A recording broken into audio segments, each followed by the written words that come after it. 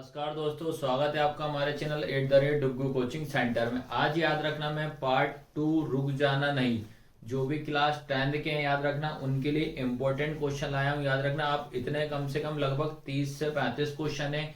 आप इतने क्वेश्चन कर लोगे, मैं बता दे रहा हूँ, गारंटी दे रहा हूँ, आप आराम से आपका एग्जाम निकाल लोगे विज्ञान का। ठीक है, साइंस का पेपर आप आराम से निकाल लोगे, ये मेरी गारंटी। याद रखना बस आपको इतना टॉपिक आपको पढ़ना ही पढ़ना है, जो कि आपका एग्जाम जो रहेगा दिसंबर में कभी भी आपका हो सकता है, या तो फर्स्ट वीक में या तो लास्ट वीक में। ठीक है, तो याद रखना साइंस का मैं बता रहा हूँ आपको, क्लास 10th के वालों के लिए याद रखना कि उनको क्या क्या इंपॉर्टेंट, कम से कम बेटा 30 से 35 ऐसे क्वेश्चन है, आपको बस इनको पढ़ना है। और आपको याद रखना भी इंपॉर्टेंट ही पढ़ना, ताकि आपका एग्जाम निकल जाए, ज्यादा पढ़ने से भी कोई मतलब नहीं है। ठीक है, तो याद रखना सबसे पहला याद रखना जो चैप्टर फर्स्ट है, चैप्टर फर्स्ट में बता दे रहा हूँ आपको क्या पढ़ना है।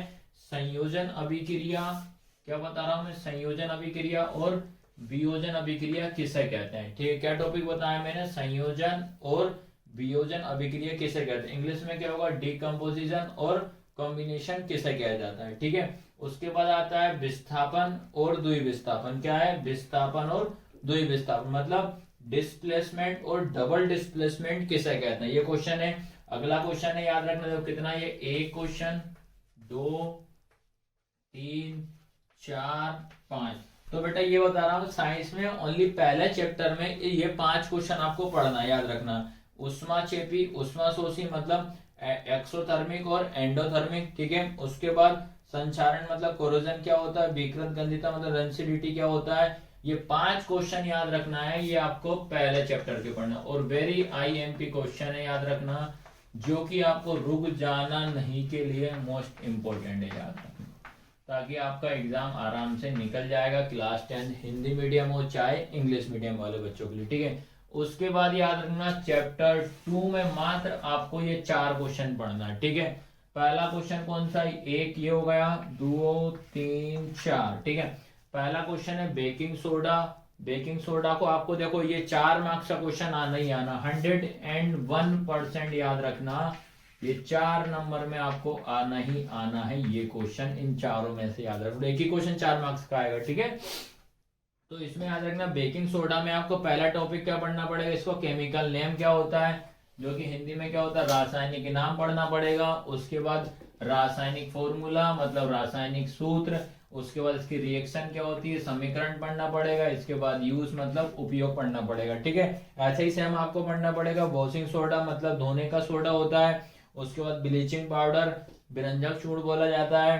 प्लास्टर ऑफ पेरिस मतलब POP। इसी तरह से इन तीनों के टॉपिक को भी आपको chemical name, chemical formula, chemical reaction, इसका यूजर मतलब हर इन तीनों क्वेश्चन को 4 टॉपिक आपके अंदर इसको पढ़ना ही पड़ेगा। ठीक है, तो ये होगा पहला चैप्टर और सेकंड चैप्टर। इसी तरह के और चैप्टर के मैं क्वेश्चन आपको लेके आ रहा हूँ। ठीक है, इसके बाद याद रखना आपको बेटा चैप्टर 3 में क्या इंपॉर्टेंट पढ़ना है। ठीक है, चैप्टर 3 में आपको पढ़ना सक्रियता श्रेणी। ठीक है, सक्रियता श्रेणी इसको क्या बोलते हैं, एक्टिविटी सीरीज या रिएक्टिविटी सीरीज भी इसको बोला है, ये भी इंपॉर्टेंट क्वेश्चन है, याद रखना।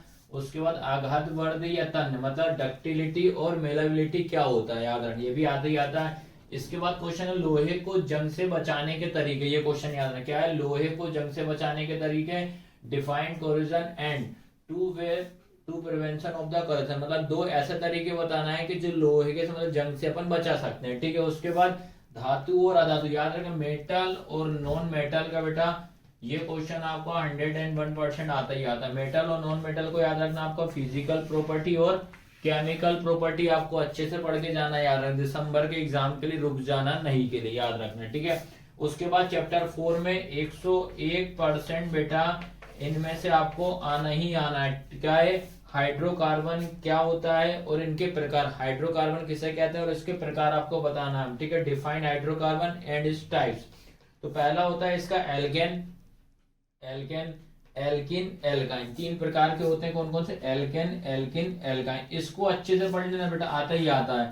फिर उसके बाद 1 नंबर में आपको फॉर्मूला पूछ लेगा कि एल्केन जो होता है इसका फॉर्मूला क्या होता है, CnH2n+2 होता है। उसके बाद एल्केन का क्या होता है, CnH2n होता है। उसके बाद एल्काइन का क्या होता है, CnH2n-2 होता है। ठीक है, उसके बाद ये आया समझ में। उसके बाद चैप्टर 6 में ये टॉपिक बता रहा हूँ, 101% आपको याद रखना है, 4 नंबर में आना ही आना, याद रखना 4 मार्क्स से क्वेश्चन है। ठीक है, क्या है पहला ये डायग्राम प्लस अंतर मतलब डिफरेंस लिए हैं और मैंने डायग्राम्स लिए जो आते ही आते हैं। तो क्या है मानव के उत्सर्जन तंत्र का डायग्राम बनाना पड़े, excretory system of the humans. ठीक है, उसके बाद मानव के हृदय क्या है ह्यूमन हार्ट्स का डायग्राम आपको बनाना। नेफ्रॉन क्या होता है, नेफ्रॉन का डायग्राम। धमनी सीधा आर्टरी और वेन में क्या डिफरेंस होता है। ऑक्सीश्वसन अनऑक्सीश्वसन मतलब एरोबिक एनारोबिक में डिफरेंस बताना है। जाइलम फ्लोएम में क्या और डिफरेंस होता है। लसिका रक्त मतलब लंपी और ब्लड में क्या डिफरेंस होता है। इन सब के आपको 4 पढ़ना ही पड़ेगा। ठीक है, तो याद रखना ये इतने डायग्राम कर लेना, इतने डिफरेंस कर लेना, ये आराम से आपको पेपर में आना ही आना है। ठीक है, इसके बाद याद रखना ये लास्ट टॉपिक रहेगा, इसको आपको याद रखना ये रहेगा आपका लाइट वाला। याद रखना लाइट वाला चैप्टर है जिसको प्रकाश कहते हैं। इसमें आपको पहला क्वेश्चन पढ़ना पड़ेगा परावर्तन। ठीक है, रिफ्लेक्शन क्या होता है। ठीक है, आपको याद रखना पड़ेगा रिफ्लेक्शन की डेफिनेशन आपको इसको अच्छे से आनी पड़ेगी, पढ़नी पड़ेगी। एक परिभाषा डेफिनेशन क्या होती है प्लस इसके नियम मतलब इसके क्या क्या रूल्स है। तो 2 रूल्स पढ़ के जरूर जाना, पहला और 2 दिए हैं इसके रूल्स। ठीक है, सेम आएगा अपवर्तन रिफ्लेक्शन, याद रखना इसका भी सेम आपको क्या करना पड़ेगा, परिभाषा पढ़नी पड़ेगी। ठीक है, उसके बाद प्लस इसके नियम पढ़ने पड़ेंगे। सेम इसके भी 2 ही रूल्स हैं, याद रखना। आया सबको समझ में कि नहीं आया। अपवर्तन परावर्तन, उसके बाद वास्तविक आभासी, इनके आपको डायग्राम अच्छे से पढ़ना है। रियल और वर्चुअल किसे कहते हैं याद रखना, ये हो जाएगा। उसके बाद कॉनकेव और कॉन्वेक्स लेंस के याद रखना आपको यूजेस जरूर पढ़ के आना, कम से कम 3 यूजेस आप पढ़ के जाना और ये आते ही आते हैं, याद रखना। ठीक है, तो बेटा इस तरीके से मैंने 30 से 35 ऐसे क्वेश्चन बताए हैं जो आपके दिसंबर में जो एग्जाम होगा कक्षा 10वीं के लिए साइंस क्लास का, याद रखना साइंस का रहेगा आपको, कक्षा 10th के लिए रहेगा, साइंस का सब्जेक्ट रहेगा आपका।